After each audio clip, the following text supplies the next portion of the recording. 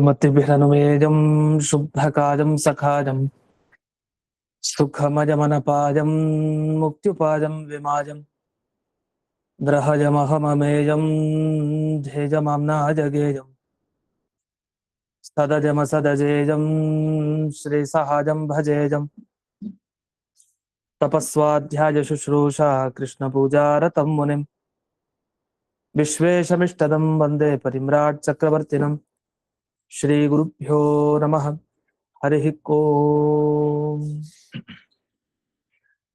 लक्ष्मीकान्तं भूवराहं भजेऽहं बादरायणं वादिराजहृदं भोजमन्दिरं वाजिकन्धरं भीमसेनानन्दतीर्थवानरेन्द्रानहं भजे वादिराजगुरून् वन्दे वेदवेद्यगुरून् भजे गुरून् वेदनिधीन् वन्दे नारसिंहगुरून् भजे वन्दे नारायणाचार्यान् कर्णादिगणसेवितान् वन्दे वृन्दावनाचार्यान् हयग्रीवमुनीन् भजे शेषसीतापतिव्यासान् प्रणमामि गुरुप्रियान्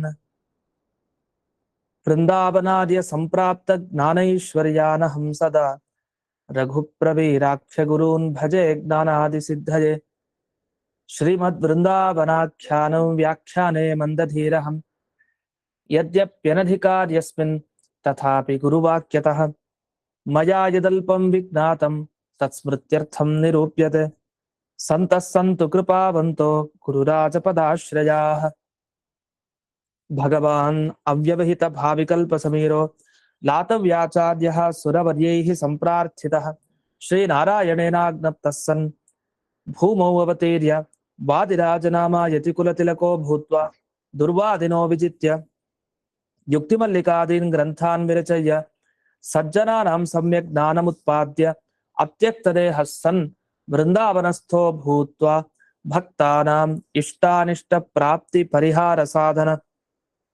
अत्यर्थप्रसादजनक अपरोक्षज्ञानजनक परोक्षनिश्चयोत्पादक उपनिषदादिप्रतिपाद्य ऋजुभावं स्वस्य ख्यापयितुं वृन्दावनाख्यानं कुर्वन् कस्यचित् तदानीम् अकुशलदेशीयब्राह्मणस्वप्ने विश्वासयोग्यानां विश्वासम् उत्पादयितुम् उपदिदेश विलीनप्रकृतितया स्वयमन्तराय विधुरोऽपि आचार्यवत् शिष्यान् ग्राहयितुं ग्रन्थादो मङ्गलमाचरति हयग्रीवेत्यादिना हयग्रीवं चिदानन्दविग्रहं सदनुग्रहं दशग्रीवच्छिदं शापात् मणिग्रीवविमोचनम् ಇದುವರೆಗೆ ರಘುಪ್ರವೀರ ತೀರ್ಥರ ಪ್ರಾಮಾಣ್ಯ ಬೋಧನೆಯಲ್ಲಿ ಕೊನೆಗೆ ಬಂದ್ವಿ. ಎಲ್ಲಿಗೆ ಅಂದ್ರೆ ಯಾರು ಬೇಕೋ ಅವ್ರು ಓದ್ತಾರೆ ಸ್ವಪ್ನವೃಂದಾವನಾಖ್ಯಾನವನ್ನ, ಎಲ್ರೂ ಓದ್ಬೇಕು ಅಂತಿಲ್ಲ. ಅದ್ರ ಉದ್ದೇಶ ಯಾರಿಗೆ ಲಭ್ಯ ಇದೆಯೋ ಅವ್ರಿಗೆ ಮಾತ್ರ ಲಭ್ಯ, ಯಾರಿಗೆ ಇಲ್ವೋ ಅವ್ರಿಗೆ ಇಲ್ಲ ಅಂತಾನೆ ಅರ್ಥ. ಅದರಿಂದ ಇದೆಲ್ಲ ಯೋಗ್ಯತೆ ಬಿಟ್ಟಿದ್ದು ಆಚಾರ್ಯರ ಸರ್ಮೂಲ ಗ್ರಂಥವನ್ನ ಓದ್ಬೇಕು ಅಂತ ಆದ್ರೆ ಅದಕ್ಕೊಂದು ಯೋಗ್ಯತೆ ಬೇಕು. ಯೋಗ್ಯತೆ ಇಲ್ಲದೆ ಇರೋರು ಓದ್ತಾ ಇಲ್ಲ. ಯಾರಿಗೆ ಯೋಗ್ಯತೆ ಇದೆಯೋ ಅವ್ರು ಓದ್ತಾ ಇದ್ದಾರೆ, ಕೇಳ್ತಾ ಇದ್ದಾರೆ, ಅದನ್ನ ಬರೀತಾ ಇದ್ದಾರೆ. ಅದೇ ತರ ಸಪ್ತವೃಂದಾವನಾಖ್ಯಾನದ ಬಗ್ಗೆನೂ ತಿಳಿಬೇಕು ಅಂತ ವಿಷಯ ಬಂತು. ಈ ಸಂದರ್ಭ ಒಂದು ಘಟನೆ ಒಂದಿದೆ ಚೆನ್ನಾಗಿ. ಏನ್ ಘಟನೆ ಅಂದ್ರೆ, ರುಜುತ್ವ ಸಿದ್ಧಾಂತ ಅಂತ ಒಂದು ಗ್ರಂಥ ಇದೆ. ನಿಮ್ಗೆ PDF ಅನ್ನು ಕಳಿಸಿದ್ದಾರೆ ಗ್ರೂಪ್ ನಲ್ಲಿ. ಶ್ರೀಮದ್ ವಾದಿರಾಜ ರುಜುತ್ವ ಸಿದ್ಧಾಂತ ಅಂತಾನೆ ಪುಸ್ತಕದ ಹೆಸರು. ಸುಬ್ರಾವ್ ಅಂತ ಬರ್ದಿರೋದು, ಹಳೆ ವಿದ್ವಾಂಸರು, ನಮ್ಮ ತಾತನ ಗುರುಗಳು ಕೂಡ. ವಿಶೇಷವಾಗಿ ಅವರು ಈ ಸ್ವಾಪ್ತವೃಂದಾವನಾಖ್ಯಾನ ಪ್ರಮಾಣ ಅಂತ ತುಂಬಾ ಸಮರ್ಥನೆ ಮಾಡೋರು. ಮತ್ತೆ ವಾದಿರಾಜರ ರುಜುತ್ವವನ್ನಂತೂ ತುಂಬಾ ಚೆನ್ನಾಗಿ ಸಮರ್ಥನೆ ಮಾಡಿದ್ದಾರೆ. ಅದರಲ್ಲಿ ವಾದಿರಾಜ ರುಜುತ್ವ ಸಿದ್ಧಾಂತ ವಿಚಾರ ಅಂತ ಒಂದು ಸಿದ್ಧಾಂತದ ಬಗ್ಗೆ, ವಿಶೇಷವಾಗಿ ಈ ರುಜುತ್ವ ಸಿದ್ಧಾಂತದ ಬಗ್ಗೆ ಬರ್ದಿದ್ದಾರೆ. ಬರೀತಾ ಅವರೊಂದು ಮಾತು ಹೇಳ್ತಾರೆ ಆ ಗ್ರಂಥದ ಬಗ್ಗೆ. ಏನ್ ಹೇಳ್ತಾರೆ ಅಂದ್ರೆ, ಈಗ ವಸ್ತುತಃ ಈ ಗ್ರಂಥ ಏನಿದೆ ರುಜುತ್ವ ಸಿದ್ಧಾಂತ, ಇದನ್ನ ಪ್ರಿಂಟ್ ಮಾಡಿಸಿದೀನಿ. ಪ್ರಿಂಟ್ ಮಾಡಿಸಿದ ಉದ್ದೇಶ ಅದು ಪ್ರಿಂಟ್ ಮಾಡಿಸ್ಬೇಕು ಅನ್ನೋದಲ್ಲ, ಅದು ಪ್ರಚಾರ ಮಾಡ್ಬೇಕು ಅಂತಾನೂ ಅಲ್ಲ. ಯಾಕೆಂದ್ರೆ ಪುಸ್ತಕ ಪ್ರಿಂಟ್ ಆದ ಕೂಡಲೇ ಅದನ್ನ ಎಲ್ಲಾ ಜನ ಓದ್ತಾರೆ ಅಂತಿಲ್ಲ. ಯಾಕಂದ್ರೆ ಎರಡು ಪಕ್ಷ ಇದ್ದಾಗ, ಪೂರ್ವ ಪಕ್ಷ ಮತ್ತೆ ಸಿದ್ಧಾಂತ ಇದ್ದಾಗ, ನಮ್ ಸಿದ್ಧಾಂತ ನಮ್ಗೆ ಯಾವತ್ತು, ಇನ್ನೊಬ್ರ ಸಿದ್ಧಾಂತವನ್ನ ನಾವು ಒಪ್ಪಲ್ಲ. ಹಾಗಂತ ಮಾಡಿದ್ ವ್ಯರ್ಥ ಅಲ್ಲ. ಯಾರಿಗೆ ಯೋಗ್ಯರೋ ಒಪ್ಪಿದಾರೋ ಅವ್ರಿಗೂ ಕೆಲವು ಸರಿ ಸಂಶಯ ಬಂದ್ಬಿಡತ್ತಲ್ಲ, ಹೌದಾ ಹೀಗ ಹಾಗ ಅಂತ. ಆ ಸಂಶಯ ಎಲ್ಲ ಹೋಗಿಸ್ಬೇಕಲ್ಲ. ಈಗೆಲ್ಲ ಮಧ್ವಾಚಾರ್ಯರು ಯಾಕೆ ಸಿದ್ಧಾಂತ ಪ್ರತಿಷ್ಠಾಪನೆ ಮಾಡಿದ್ರು, ಯಾಕೆ ಅಷ್ಟೊಂದು ವ್ಯಾಖ್ಯಾನ ಎಲ್ಲ ಬಂತು ಆಮೇಲೆ ದ್ವೈತ ಸಿದ್ಧಾಂತದಲ್ಲಿ ಅಂದ್ರೆ, ದೈತ್ಯರಂತೂ ಖಂಡಿತ ಓದಲ್ಲ. ಹಾಗಂತ ಸಜ್ಜನರು ಅದನ್ನ ಬಿಟ್ಬಿಟ್ರೆ ದಾರಿಯನ್ನ, ಅದಕ್ಕೆ ಸಜ್ಜನರು ಅದೇ ದಾರಿಯಲ್ಲಿ ಇರ್ಬೇಕು, ದಾರಿಯನ್ನು ಬಿಟ್ಟು ಹೋಗ್ಬಾರ್ದಲ್ಲ.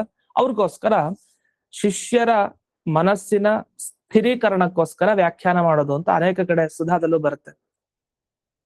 ಯಾವತ್ತು ಇನ್ನೊಬ್ಬರ ಮತವನ್ನ ವಿಚಾರ ಮಾಡೋದು ಯಾಕೆಂದ್ರೆ ನಮ್ಮ ಶಿಷ್ಯರಿಗೆ ನಮ್ಮ ಸಿದ್ಧಾಂತ ಹಾಗೆ ದೃಢವಾಗಿ ಉಳ್ಕೊಳ್ಳಿ ಅಂತ. ಒಪ್ಪಿದ್ದನ್ನು ಬಿಟ್ಬಿಟ್ರೆ ಕಷ್ಟ. ಆ ನಿಟ್ಟಿನಲ್ಲಿ ವ್ಯಾಖ್ಯಾನಗಳು ಬರೆಯೋರು.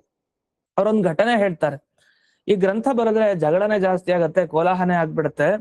ಆದ್ರೂ ನಾನು ಇದನ್ನ ಬರ್ದಿರೋದು ಯಾಕೆಂದ್ರೆ ಇನ್ನೊಬ್ರು ಇದನ್ನ ಒಪ್ಕೊಳ್ತಾರೆ ಅಂತ ಬರ್ದಿಲ್ಲ, ಆದ್ರೆ ನಮ್ಮೋರು ಇದನ್ನ ಬಿಡಬಾರ್ದು ಅಂತ ಬರ್ದಿದ್ದೀನಿ ಅನ್ನೋ ದೃಷ್ಟಿಯಲ್ಲಿ ಅವರೊಂದು ಘಟನೆ ಹೇಳ್ತಾರೆ.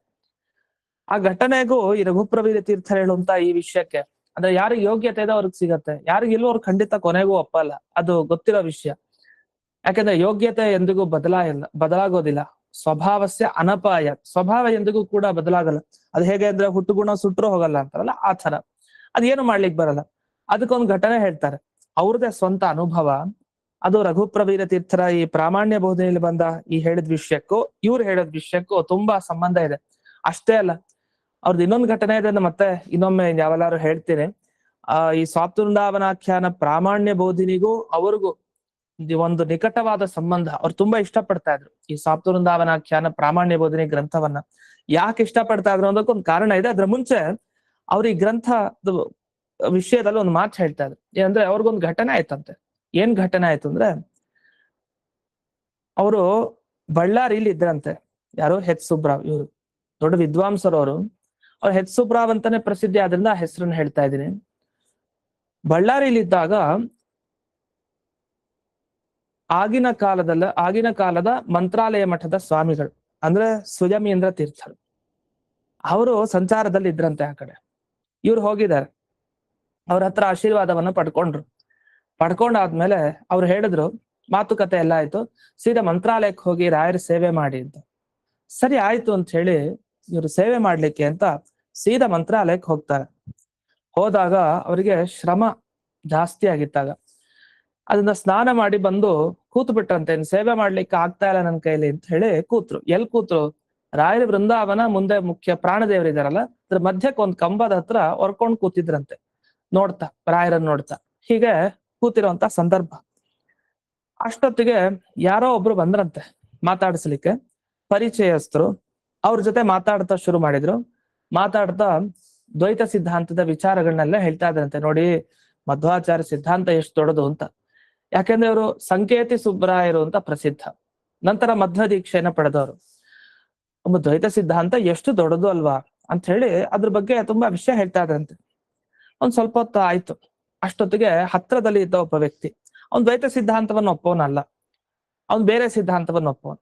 ಅವನು ಬಂದು ಹೇಳ್ತಾನಂತೆ, ಅಲ್ಲ ನೀವ್ ಹೀಗ್ ಹೇಳೋದ್ ಸರಿನಾ? ಎಷ್ಟು ಪ್ರಮಾಣ ಇದೆ, ತತ್ವಮಸಿ, ಅಹಂ ಬ್ರಹ್ಮಾಸ್ಮಿ, ಎಷ್ಟೆಲ್ಲ ಪ್ರಮಾಣ ಇದೆ. ಅದೆಲ್ಲ ಕಣ್ಣಕ್ ಕಾಣ್ತಾ ಇದ್ರು ನೀವು ಇಷ್ಟ ಹೇಳ್ತಾ ಇದಿರಲ್ಲ ಅವ್ರ ಇನ್ನೊಬ್ರಿಗೆ, ನಾನು ಅದನ್ನೆಲ್ಲ ಕೇಳ್ದೆ ಅಂತ ಮೃದುವಾಗೆ ಬಂದ್ ಮಾತಾಡಿದ್ರು. ಹಾಗೇನ್ ಘರ್ಷಣೆ ಏನಲ್ಲ, ಜಗಳ ಏನಲ್ಲ, ಹಾಗೆ ಸೌಹಾರ್ದತೆಯಿಂದ ಬಂದ್ರಂತೆ. ಬಂದು ಮಾತುಕತೆ ಆಯ್ತು. 3-4 ಗಂಟೆ ಕಾಲ ಚರ್ಚೆ ಆಯ್ತಂತೆ. ಚೆನ್ನಾಗೆ ಚರ್ಚೆ ಆಯ್ತಂತೆ. ಇವ್ರು ಚೆನ್ನಾಗೆ ಹೇಳಿದ್ರಂತೆ, ಯಾರು? ಸುಬ್ರಾವ್ ಅವರು ತುಂಬಾ ಚೆನ್ನಾಗಿ ಹೇಳಿದ್ರು. ಅದು ಅವ್ನ್ ಕೇಳಿದ್ದು ಇಂಗ್ಲಿಷ್ ಮಾಧ್ಯಮದಲ್ಲಿ, ಇವರು ಇಂಗ್ಲಿಷ್ ನಲ್ಲೇ ಉತ್ತರ ಕೊಟ್ರು. ಯಾಕೆಂದ್ರೆ ಇವ್ರು ಇಂಗ್ಲಿಷ್ ನಲ್ಲಿ ಒಳ್ಳೆ ಗ್ರಂಥವನ್ನು ಬರ್ದಿದ್ದಾರೆ ಹೆಚ್ ಸುಬ್ರಾವ್ ಅವರು, ತುಂಬಾ ವಿದ್ವಾಂಸರವರು. ಅದ್ರಲ್ಲೂ ಹೌದು, ಇದ್ರಲ್ಲೂ ಹೌದು. ಆ ಗ್ರಂಥವನ್ನ ಹಾಗೆ ಚೆನ್ನಾಗಿ ದ್ವೈತ ಸಿದ್ಧಾಂತ ತತ್ವವನ್ನ ಹೇಳಿದ್ರಂತೆ. ಅದೇನ್ ದ್ವೈತ ಸಿದ್ಧಾಂತ ತತ್ವ ನಮಗ್ ಬೇಡ, ಸರಮೂಲ ಗ್ರಂಥ ಇರುತ್ತೆ, ಸ್ವಾತೃಂದಾವನಾಖ್ಯಾನದಲ್ಲೂ ಬರುತ್ತೆ. ಮುಂದೆ ಏನಾಯ್ತು? ಅಷ್ಟೆಲ್ಲ ಹೇಳಿದ್ಮೇಲೆ ಅವರು ಅನೇಕ ಶಿವನ ಬಗ್ಗೆ ಸರ್ವೋತ್ತಮತ್ವವನ್ನು ಹೇಳೋ ಮಾತುಗಳನ್ನೆಲ್ಲ ಹೇಳಿದ್ರಂತೆ. ಶಿವ ಸರ್ವೋತ್ತಮ, ವಿಷ್ಣು ಸರ್ವೋತ್ತಮ ನೀವು ಹೇಳ್ತೀರಿ, ಹೇಗೆ ಒಪ್ಪೋದು, ಹಾಗೆ ಹೇಗೆ ಅಂತ ಸುಮಾರು ವಾದನೂ ಆಯ್ತು. ಇವರು ಶಿವ ಶಬ್ದ ಎಲ್ಲ ವಿಷ್ಣು ಪರವಾಗಿ ಮಾಡ್ಬಿಟ್ಟಂತೆ. ಯಾಕೆಂದ್ರೆ ನಮ್ಮ ಸಿದ್ಧಾಂತದಲ್ಲಿ ಹಾಗೆ, ನನ್ನೇನು ಸುಧಾ ಪಾಠದಲ್ಲಿ ನಾವು ನೋಡಿದ್ವಿ, ಶಿವ ಅನ್ನೋ ಶಬ್ದನೂ ದೇವರನ್ನೇ ಹೇಳುವಂತಹ ಶಬ್ದ ನಿಜವಾಗಿ. ಯಾಕೆ ಬ್ರಹ್ಮಣಿ ಬ್ರಹ್ಮರೂಪೋಸು ಶಿವರೂಪೇ ಶಿವೇ ಸ್ಥಿತ. ಬ್ರಹ್ಮದೇವರ ಒಳಗಡೆ ಬ್ರಹ್ಮ ಅನ್ನೋ ರೂಪದಿಂದ ಶಿವನ ಒಳಗಡೆ ಶಿವ ಅನ್ನೋ ರೂಪದಿಂದ ಇರ್ತಾನೆ ಭಗವಂತ ಅಂತ.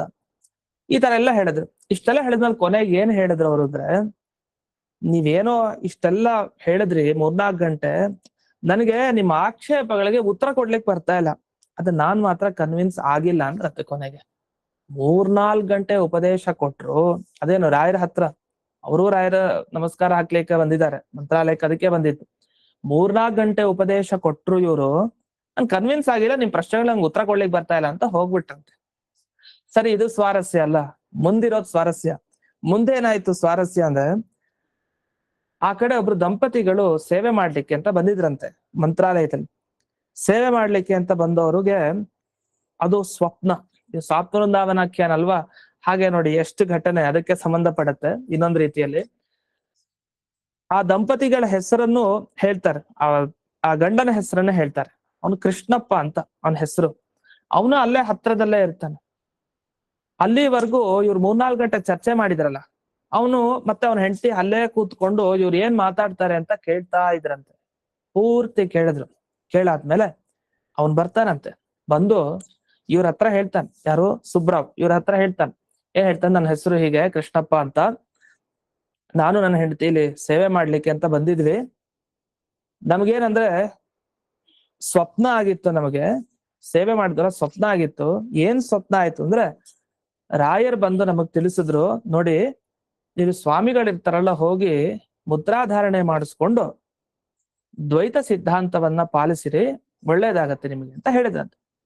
ಇವ್ರು ಸಂಶಯ ಅಂತ, ಅಲ್ಲ ನಾವು ಈಗ ಇರೋದು ಬೇರೆ ಅವ್ರು, ನಾವು ಬಂದು ಈಗ ಮುದ್ರಾಧಾರಣೆ ತಗೊಂಡು ದ್ವೈತ ಸಿದ್ಧಾಂತ ದೀಕ್ಷೆಯನ್ನು ತಗೊಂಡು ಹೇಗ್ ಮಾಡೋದು, ಇದ್ರ ಬಗ್ಗೆ ತುಂಬಾ ಡೌಟ್ ಇತ್ತಂತ.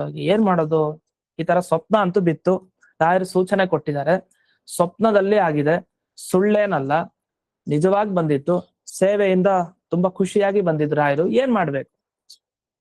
ಅದಕ್ಕೆ ಅವ್ರ ಅಂದ್ರಂತೆ, ಏನಿಲ್ಲ, ನಮ್ಗ ಆ ಸೂಚನೆಗೆ ತಕ್ಕ ಹಾಗೆ ನೀವು 4 ಗಂಟೆ ನೀವು ಮಾತುಕತೆ ನಮ್ ಕಿವಿಗ್ ಬಿತ್ತು, ರಾಯರು ನಿಮ್ ಮುಖಾಂತರ ನಮ್ ಸಂಶಯ ಎಲ್ಲ ಪರಿಹಾರ ಮಾಡಿದ್ರು.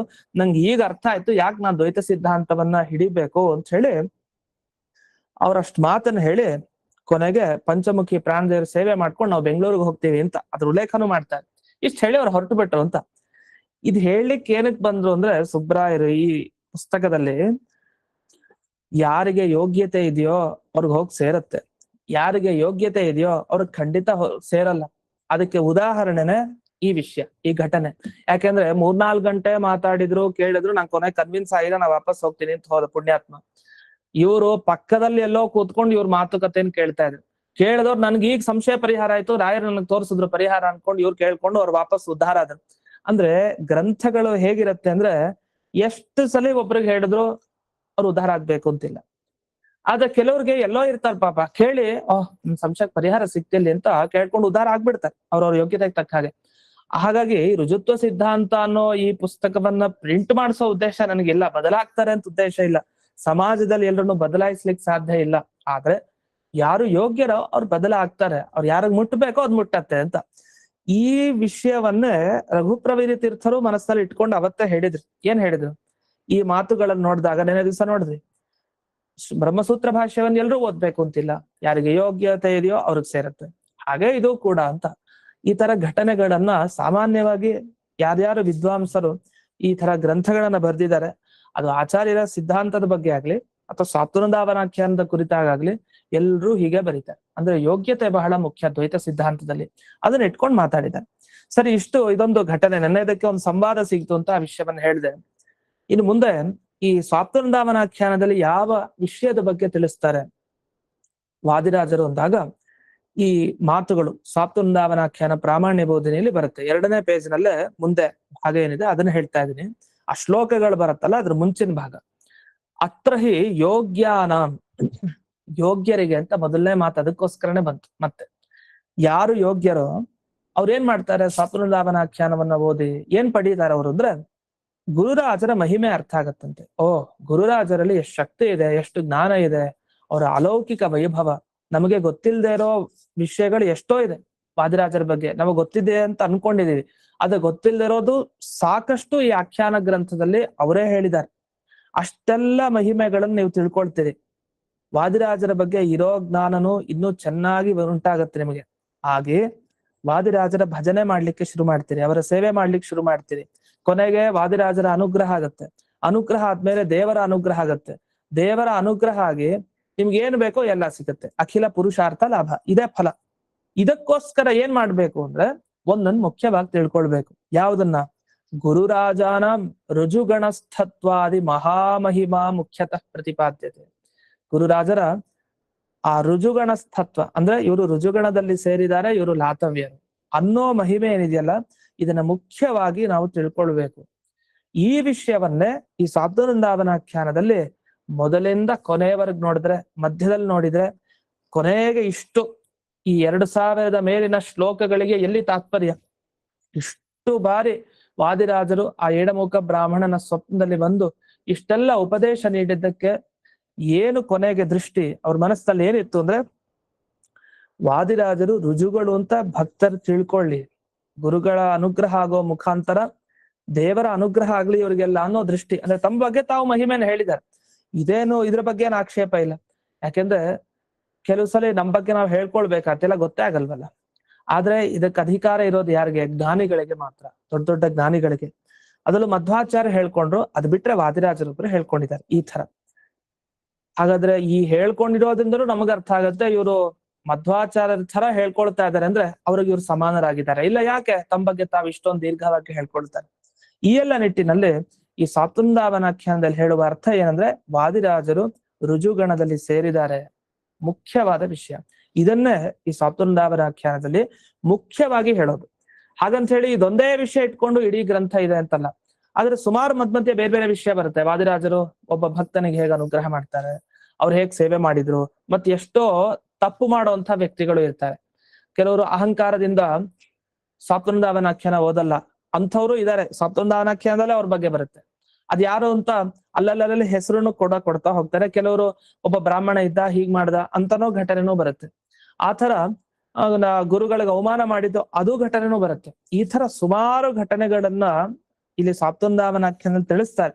ಅದ್ರ ಕೊನೆಗದ್ರ ತಾತ್ಪರ್ಯ ಏನು ಅಂದ್ರೆ, ಗುರುಗಳ ಮುಂದೆ ಒಬ್ಬ ಭಕ್ತ ಹೇಗಿರ್ಬೇಕು, ಹೇಗ್ ನಡ್ಕೊಳ್ಬೇಕು, ಅವ್ರ ಸೇವೆಯನ್ನು ಮಾಡಿ ಹೇಗೆ ಅವರ ಅನುಗ್ರಹವನ್ನ ಸಂಪಾದಿಸ್ಬೇಕು, ಈ ವಿಷಯವನ್ನ ಇಲ್ಲಿ ಒತ್ತು ಕೊಟ್ಟು ಹೇಳ್ತಾರೆ.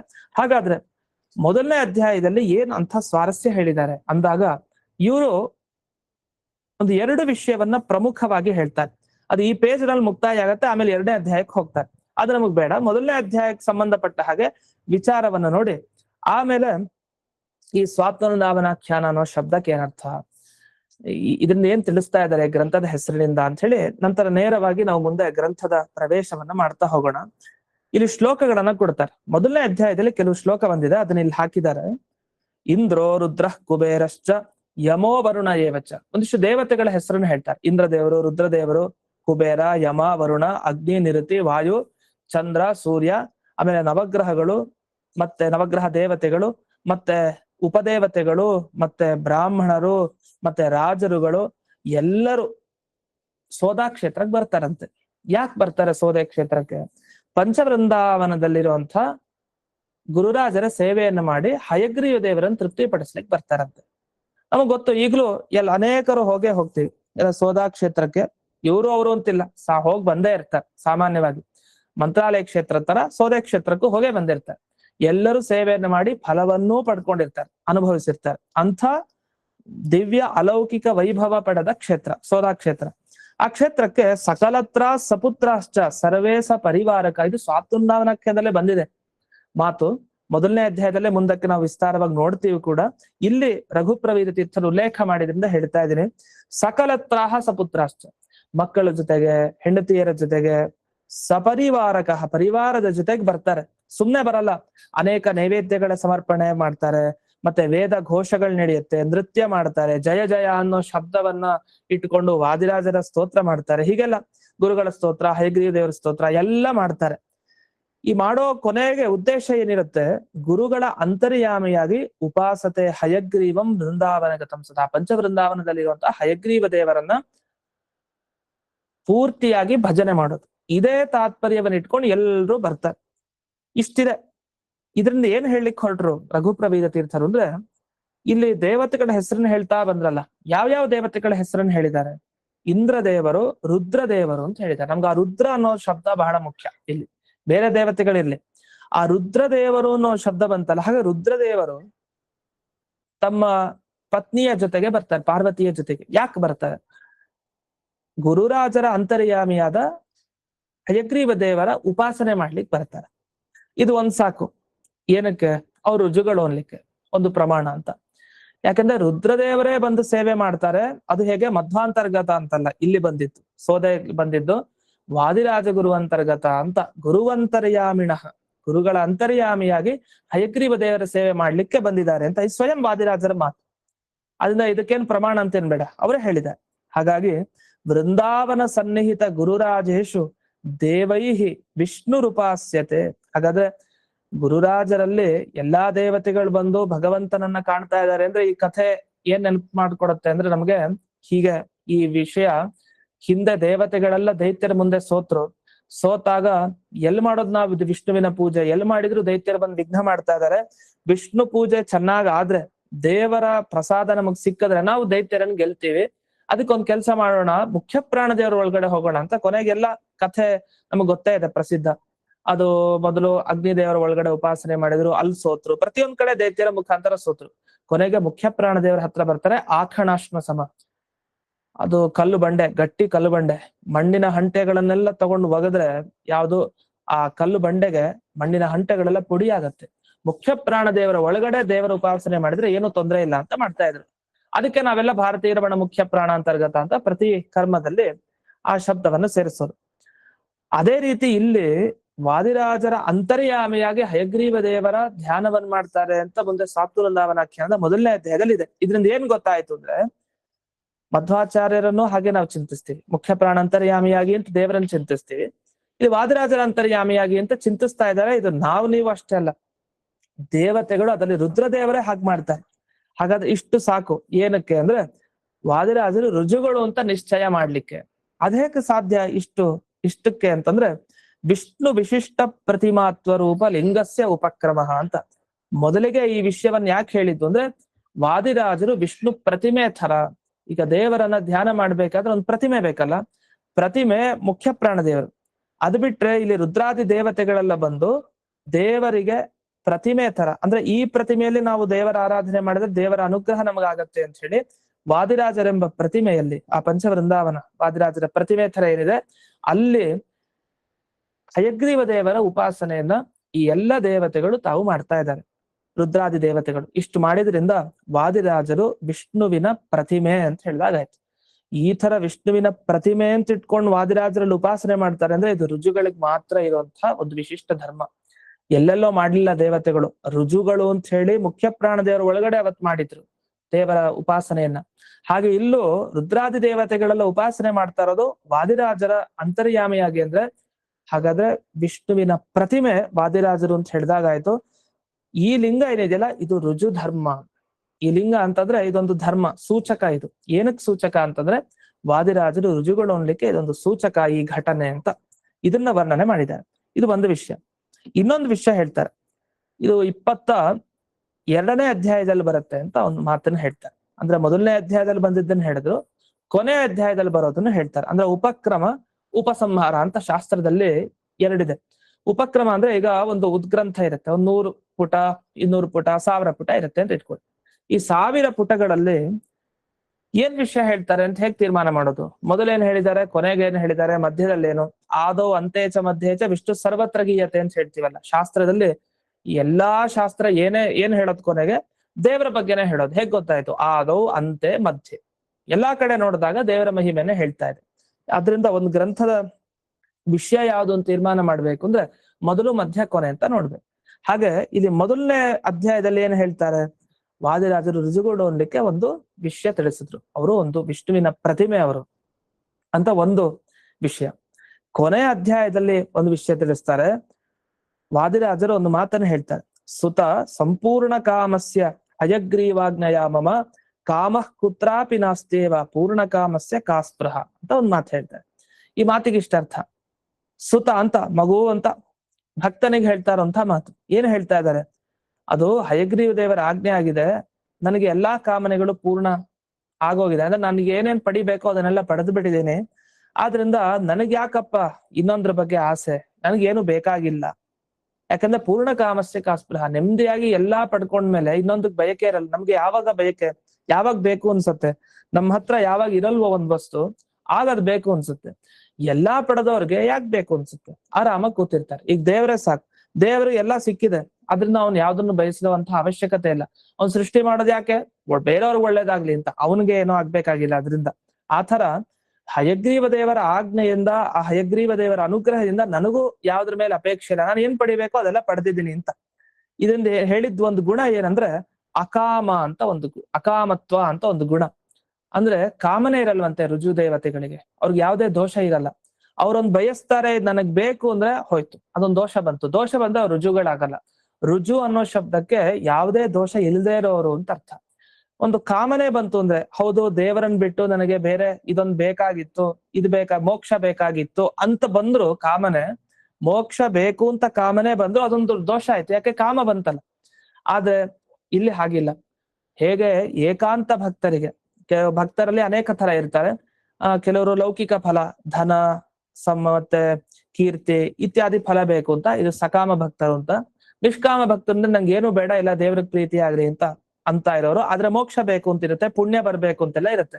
ಆದ್ರೆ ಏಕಾಂತ ಭಕ್ತರಿಗೆ ಹೇಗಿರುತ್ತೆ, ಏಕಾಂತಾನಂ ನಕಸ್ಯಚಿತ್ ಅರ್ಥೇ ನಾರಾಯಣೋ ದೇವ ಸರ್ವಮನ್ಯ ತದರ್ಥಕಂ ಅಂತ ಈ ತತ್ವೋದ್ಯೋತ ಗ್ರಂಥದೆಲ್ಲ ಬರುತ್ತೆ. ಆ ಲಕ್ಷಣ ಹೇಳ್ತಾ, ಏಕಾಂತ ಭಕ್ತರ ಲಕ್ಷಣ ಎಲ್ಲಿರುತ್ತೆ ಅಂದ್ರೆ ಮಧ್ವಾಚಾರ್ಯರು ಈ ತರದ ಭಕ್ತರಲ್ಲಿ ಇರುತ್ತೆ. ಅವ್ರಿಗೆ ಭಗವಂತ ಯಾಕೆ ಬೇಕು, ಮೋಕ್ಷಕ್ಕೋಸ್ಕರ ಭಗವಂತ ಬೇಕಾ, ಇಲ್ಲ. ಖಂಡಿತ ಮೋಕ್ಷಕ್ಕೋಸ್ಕರ ಭಗವಂತ ಅವ್ರಿಗೆ ಬೇಕಾಗಿಲ್ಲ. ಅವ್ರಿಗೆ ಭಗವಂತ ಸಿಗ್ಬೇಕು, ಭಗವಂತ ಸಿಗ್ತಾನೆ ಅನ್ನೋ ದೃಷ್ಟಿಯಿಂದ ಮೋಕ್ಷವನ್ನ ಬಯಸ್ತಾ ಇರ್ತಾರಂತೆ. ನಾವು ಮೋಕ್ಷಕ್ಕೆ ಹೋಗ್ಬೇಕು ಯಾಕೆಂದ್ರೆ ಅಲ್ಲಿ ದೇವ್ರ ರೂಪ ನೋಡ್ತೀವಲ್ಲ, ಆ ದೇವ್ರು ಬೇಕು ನಮ್ಗೆ ಅಂತ, ಅದಕ್ಕೋಸ್ಕರ ಅವ್ರು ಸುಮ್ನೆ ಮೋಕ್ಷಕ್ಕೆ ಹೋಗ್ಬೇಕು ಅಂತ ಅನ್ಕೊಳ್ಳೋದಂತೆ. ದೇವರವ್ರಿಗೆ ಮುಖ್ಯ, ದೇವ್ರ ಬಿಟ್ಟಿನ್ನೆಲ್ಲವೂ ಅಮುಖ್ಯ. ಆದ್ರೆ ಬೇರೆಯವರೆಲ್ಲ ಹಾಗಲ್ಲ, ನಮಗೆ ಮೋಕ್ಷ ಬೇಕು, ಅದಕ್ಕೋಸ್ಕರ ನಾವು ದೇವರ ಭಜನೆ ಮಾಡಿದ್ರೆ ನಮ್ ಮೋಕ್ಷ ಸಿಗತ್ತೆ ಅಂತ ಮೋಕ್ಷದ ದೃಷ್ಟಿ ಜಾಸ್ತಿ, ಅದ್ರಲ್ಲಿ ಭಾರ. ಆದ್ರೆ ಅವ್ರಿಗೆ ಹಾಗಲ್ವಂತೆ ಏಕಾಂತ ಭಕ್ತರಿಗೆ. ಆ ಮೋಕ್ಷಕ್ಕಿಂತ ಹೆಚ್ಚುತನ ಮೇಲೆನೆ ದೇವರಿಗೆ ಅವ್ರ ಮಹಿಮೆ, ಮೋಕ್ಷ ಅದು ಕೆಳಗಡೆ ಅವ್ರಿಗೆ ಏಕಾಂತ ಭಕ್ತರಿಗೆ. ಆ ಸಾಲಿನಲ್ಲಿ ಸೇರೋರು ವಾದಿರಾಜರು. ಅದರಿಂದ ಅಕಾಮ ಅಂತ ಹೇಳ್ತಾರೆ, ನನಗೆ ಯಾವ್ದ್ರ ಬಗ್ಗೆ ಕಾಮನೆ ಇಲ್ಲ, ಮೋಕ್ಷ ಕಾಮನೇನೂ ಇಲ್ಲ.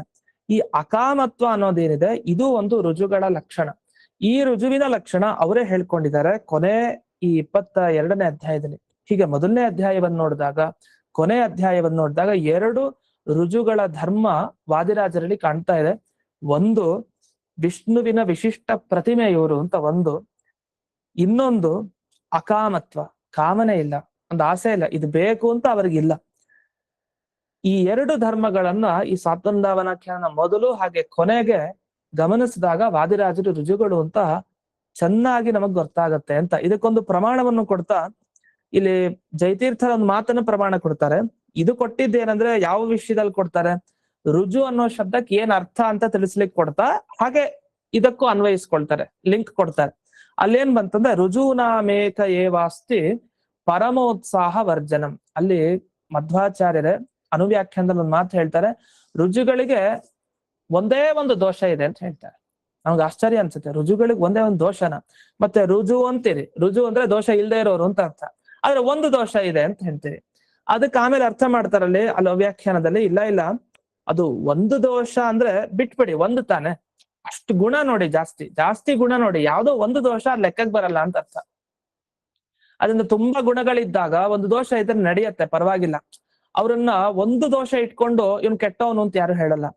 ಆ 100 ಗುಣ ಇಟ್ಕೊಂಡು ಯಾವ್ದೋ ಒಂದು ಅಥವಾ 99 ಗುಣ ಇದೆ, ಒಂದೇ ಒಂದು ದೋಷ ಇದೆ, ಆ ಒಂದು ದೋಷ ಇಟ್ಕೊಂಡು ಅವರನ್ನು ದುಷ್ಟ ಅಂತ ಹೇಳ್ಬಾರ್ದು, 99 ಗುಣ ಇದೆಯಲ್ಲ ಅಂತ. ಆತರ ರುಜುಗಳಿಗೂ ಒಂದೇ ಒಂದು ದೋಷ, ಪರಮ ಉತ್ಸಾಹ ವರ್ಜನಂ. ಅವ್ರಿಗೆ ಅತ್ಯಂತ ಉತ್ಸಾಹ ಇರಲ್ವಂತೆ, ಇದೇ ಒಂದು ದೊಡ್ಡ ದೋಷ ಅಂತ ಹೇಳ್ತಾರೆ. ವಸ್ತುತ ಅದು ಇಲ್ಲ ಅಂತ ಮುಂದಕ್ಕೆ ಹೇಳ್ತಾರಲ್ಲೇ. ಆ ಸಂದರ್ಭದಲ್ಲಿ ಏನ್ ಮಾಡ್ತಾರೆ ಅಂದ್ರೆ, ಸುಧಾದಲ್ಲಿ ರಜವಹ ಸಮೀಚೀನಾಹ ನಿರ್ದೋಷಾಹ ಇತಿ ಅನರ್ಥ ಅಂತಾರ. ರುಜುಗಳು ಅಂದ್ರು, ಒಳ್ಳೆಯವರು ಅಂದ್ರು, ಅಂದ್ರೆ ಏನೋ ದೋಷ ಇಲ್ಲದೆ ಇರೋರು ಅಂತಂದ್ರು, ಎಲ್ಲ ಒಂದೇ ಅರ್ಥ. ಅದರಿಂದ ರುಜುಗಳಿಗೆ ಕಾಮಾದಿ ದೋಷಗಳಿರಲ್ಲ. ಇದನ್ನ ಪ್ರಕಾಶ ಸಂಹಿತೆಯಲ್ಲಿ ಹೇಳಿದ್ದಾರೆ. ಇಲ್ಲಿ ವಾದಿರಾಜರ ಬಗ್ಗೆನೂ ಇದೇ ಧರ್ಮ ನಮಗ್ ಕಾಣ್ತಾ ಇದೆ, ಅವರಲ್ಲಿ ಕಾಮನೆ ಇಲ್ಲ ಅಂತ. ಇದೊಂದು ರುಜು ಧರ್ಮ ಅಂತ ಹೇಳಿ 2 ರುಜು ಧರ್ಮಗಳನ್ನ ಹೇಳಿ, ಇಷ್ಟಕ್ಕೆ ಈ ಮೊದಲನೇ ಅಧ್ಯಾಯದಿಂದ ನಾವೇನ್ ತಿಳ್ಕೊಳ್ಬೇಕು ಅಂತ ಹಾಗೆ ಕೊನೆ ಅಧ್ಯಾಯದ ವಿಷಯವನ್ನು ಸೇರಿಸ್ಕೊಂಡು ಹೇಳಿದ್ದಾರೆ. ಇಲ್ಲಿವರೆಗೆ ನಾವು ರಘುಪ್ರವೀರ ತೀರ್ಥರ ಈ ಸ್ವಾಪ್ತವೃಂದಾವನಾಖ್ಯಾನ ಪ್ರಾಮಾಣ್ಯ ಬೋಧಿನಿಯ ಒಂದು ಘಟ್ಟ ಚೆನ್ನಾಗಿ ಮೊದಲನೇ ಅಧ್ಯಾಯದವರೆಗೆ ಏನಿದೆ ಪೀಠಿಕೆಯಿಂದ ಆರಂಭಿಸಿಕೊಂಡು ಅದನ್ನ ನೋಡಿದೀವಿ. ಮತ್ತೆ ಇದೇ ಗ್ರಂಥದ ಕೊನೆ ಭಾಗದಲ್ಲಿ ಏನ್ ಬರುತ್ತೆ ಅನ್ನೋ ವಿಷಯ, ಯಾಕೆ ಈ ಗ್ರಂಥ ಬರೆದ್ರು, ವಾದಿರಾಜರ ಅನುಗ್ರಹ ಯಾಕೆ ಪಡಿಬೇಕು ಅನ್ನೋ ಕಾರಣವನ್ನು ಕೊಟ್ಟಿದ್ರು, ಅದನ್ನು ನೋಡಿದೀವಿ. ಇನ್ನು ಮುಂದೆ ನಾವು ಆ ನಾಳೆ ದಿವಸ ಸ್ವಾಪ್ತವೃಂದಾವನಾಖ್ಯಾನ ಅನ್ನೋ ಶಬ್ದದ ಅರ್ಥ ಆಗ್ಬಹುದು. ಹಾಗೆ ಸ್ವಾಪ್ತವೃಂದಾವನಾಖ್ಯಾನದ ಮುಂಚೆ ಏನು ಪಾರಾಯಣ ಮಾಡ್ತಾ ಇದೀವಲ್ಲ ಶ್ಲೋಕಗಳು, ಮಂಗಳ ಶ್ಲೋಕ, ಅದರ ಅರ್ಥ ಜೊತೆಗೆ ಮೊದಲನೇ ಅಧ್ಯಾಯದ ಸಾರ, ಇದನ್ನ ಇಷ್ಟನ್ನು ನೋಡ್ಕೊಂಡು ಆಮೇಲೆ ಶ್ರೀಮುಷ್ಣಾಚಾರ್ಯರು ತಮ್ಮ ವ್ಯಾಖ್ಯಾನದಲ್ಲಿ ಏನ್ ತಿಳಿಸಿದ್ದಾರೆ ಕೆಲವು ವಿಷಯಗಳನ್ನ ಅದನ್ನ ನೋಡ್ತಾ ಹೋಗೋಣ ಅಂತ ಹೇಳ್ತಾ ಇಂದಿನ ಪಾಠವನ್ನ ಅಸ್ಮದ್ ಗುರುವಂತರ್ಗತ ವ್ಯಾಸತೀರ್ಥ ಗುರುವಂತರ್ಗತ ಭಾರತೀರಮಣ ಮುಖ್ಯ ಪ್ರಾಣಾಂತರ್ಗತ ಶ್ರೀಮನ್ಮೂಲ ಗೋಪಾಲಕೃಷ್ಣನಿಗೆ ಅರ್ಪಣೆಯನ್ನು ಮಾಡ್ತೀನಿ. ಶ್ರೀಕೃಷ್ಣಾರ್ಪಣ.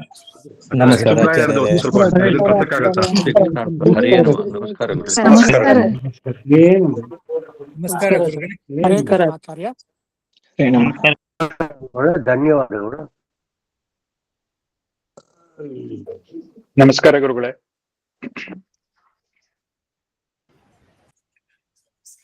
ನಮಸ್ಕಾರ ಆಚಾರ್ಯ.